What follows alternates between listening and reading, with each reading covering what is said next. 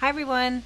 It's Kelly from the Teaching Python podcast. So, for the past few weeks, I've been playing around with AI models and Python and coding and learning a lot about the backside of what it means to code as a developer with models.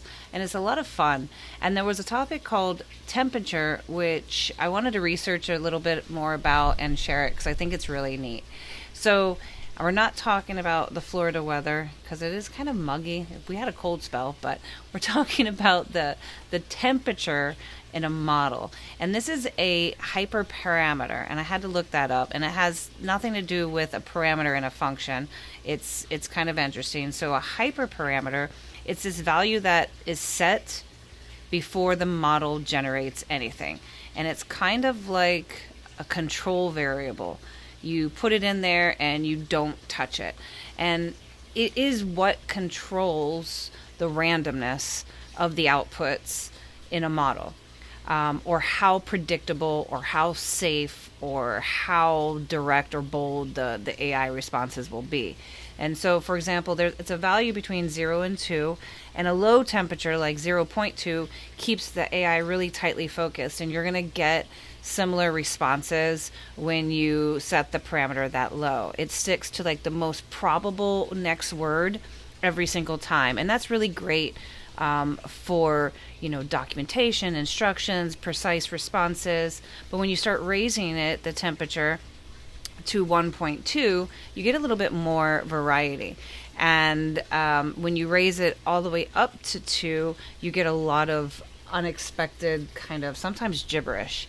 And there's a lot of creativity, or they say creative risks, but a lot of nonsense.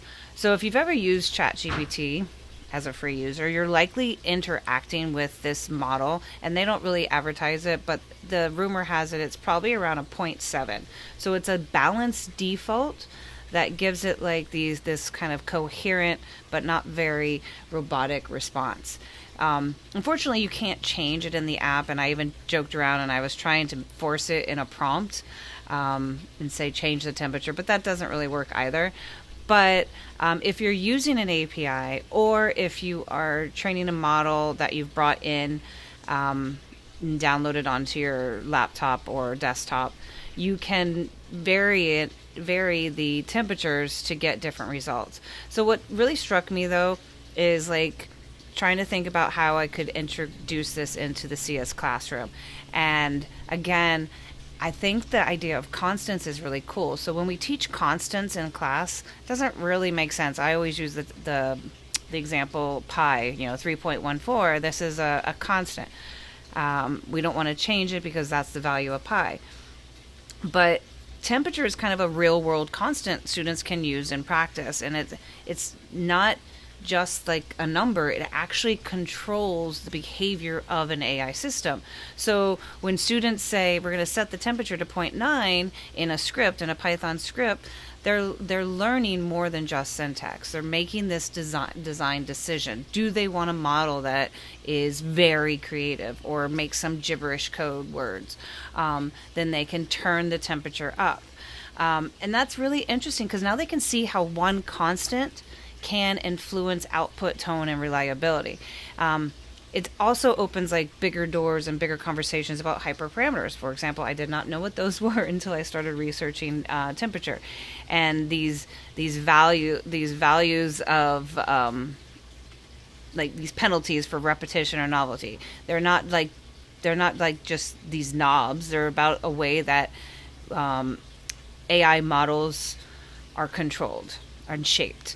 So what I love about this is it connects so great to code, especially since you are coding and using temperature.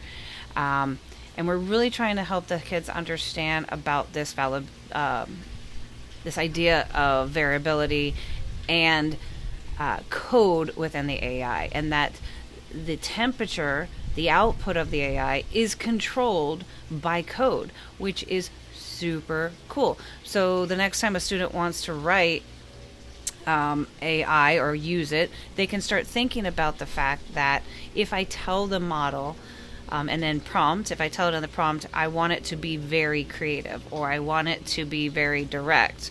Using those words, they're in essence changing the temperature a little bit of the model.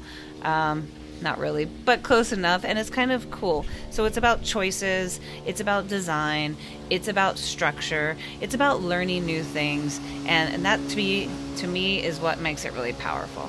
So go read some more about temperature. Colt Steele has a really good video about temperature if you want to check it out. And well, that's it. So for Teaching Python, this is Kelly signing off.